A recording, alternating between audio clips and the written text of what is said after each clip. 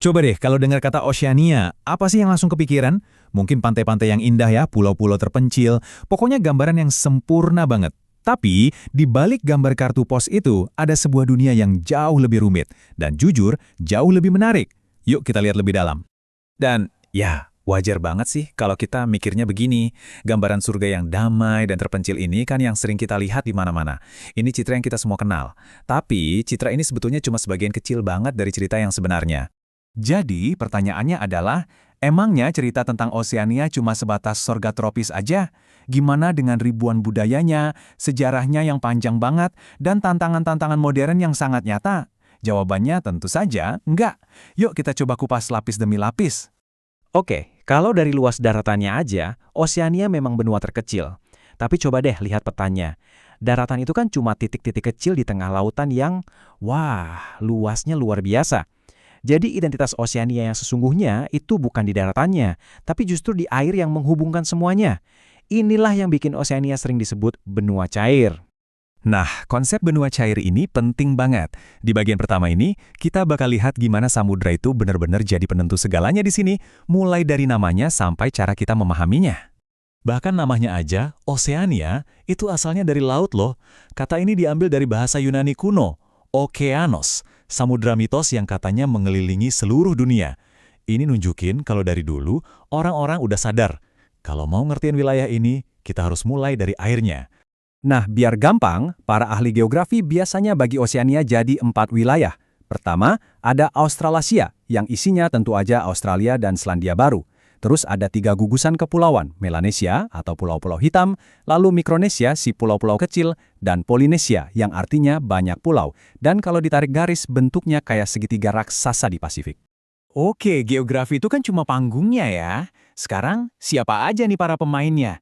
Cerita manusia di Oceania itu sebuah kisah epik yang membentang selama 50.000 tahun. Cerita tentang para penjelajah ulung, tapi juga tentang penjajah, tentang keberanian, sekaligus tragedi. Coba lihat lini masa ini. Cerita manusia di sini tuh udah mulai sejak 50.000 tahun yang lalu, waktu manusia pertama sampai di Australia.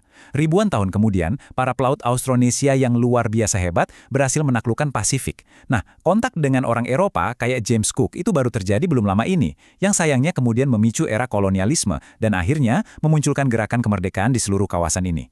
Era kolonialisme itu ninggalin luka yang mendalam banget. Tanah dirampas, penyakit baru menyebar, dan budaya-budaya kuno hampir hancur.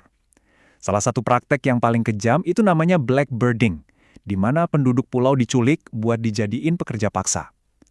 Ini warisan kelam yang dampaknya masih kerasa banget sampai hari ini.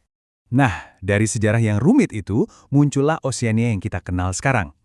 Sebuah wilayah yang penuh dengan kontras yang luar biasa. Di sini, kekayaan dan kemiskinan, kota supermodern, dan desa terpencil bisa ada bersebelahan? Yuk, kita lihat lebih dekat. Kalau ngomongin ekonomi, perbedaannya itu jomplang banget. Coba lihat data ini deh. Australia sama Selandia Baru itu menguasai hampir seluruh kue ekonomi. Totalnya hampir 98%. Sementara, semua negara kepulauan Pasifik lainnya, kalau digabungin, cuma kebagian sisa-sisanya aja. Kesenjangannya besar sekali. Kesenjangan ini kelihatan banget dari cara hidup orang-orangnya. Di Australia, hampir 90% penduduknya tinggal di kota-kota modern. Tapi di negara tetangganya, Papua Nugini, kebalikannya. Cuma sekitar 13% yang tinggal di kota. Bener-bener kayak dua dunia yang berbeda di dalam satu wilayah yang sama. Tapi kalau kita geser ngomongin kekayaan budaya, wah ceritanya jadi beda total.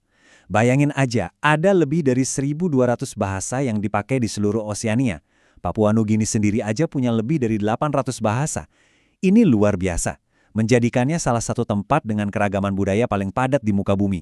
Dan kekayaan ini juga kelihatan di alamnya. Karena udah terisolasi jutaan tahun, Oceania ini jadi kayak rumah buat makhluk-makhluk super unik yang gak bakal kamu temuin di tempat lain. Mulai dari mamalia yang bertelur kayak platypus, terus ada kanguru dan koala, sampai burung cendrawasih yang legendaris itu. Ini seperti laboratorium evolusi yang hidup. Oke, geografi yang unik, sejarah yang rumit, dan kontras yang tajam, semua ini ngegabung dan menciptakan tantangan-tantangan besar yang harus dihadapi Oceania di abad ke-21. Di bagian terakhir ini, kita akan hadapi langsung gelombang tantangan tersebut. Bagi banyak negara di Oceania, perubahan iklim itu bukan lagi isu masa depan atau perdebatan politik. Ini udah jadi ancaman nyata di depan mata. Untuk negara-negara yang datarannya rendah banget, kayak Tuvalu, naiknya air laut itu bukan berarti cuma banjir sesekali. Itu berarti mereka bisa kehilangan tanah air mereka selamanya. Dan seolah-olah ancaman dari alam aja belum cukup, sekarang muncul gelombang baru dari dunia politik. Samudra Pasifik yang dulu kayaknya tenang-tenang aja, sekarang malah jadi arena perebutan pengaruh global. Apa ini semacam permainan besar versi abad ke-21? Jadi, negara-negara besar dunia, Amerika Serikat, Tiongkok, dan kekuatan regional kayak Australia, semuanya lagi berlomba-lomba buat nanemin pengaruh di Pasifik. Mereka menawarkan bantuan, membangun infrastruktur, dan bikin berbagai kesepakatan. Tiba-tiba aja negara-negara kepulauan kecil yang dulu mungkin nggak dianggap, sekarang jadi pion-pion super penting di papan catur global. Jadi, kita kembali lagi ke air. Oseania itu kan wilayah yang lahir dari lautan dan dibentuk olehnya selama ribuan tahun. Tapi sekarang, ironisnya, lautan yang sama, yang dipengaruhi oleh perubahan iklim dan arus politik global, justru jadi ancaman terbesarnya. Pertanyaan yang tersisa buat kita renungkan adalah, apakah semangat juang dan ketahanan luar biasa yang telah ditunjukkan oleh masyarakat Pasifik selama ribuan tahun ini bakal cukup untuk menghadapi gelombang pasang yang datang?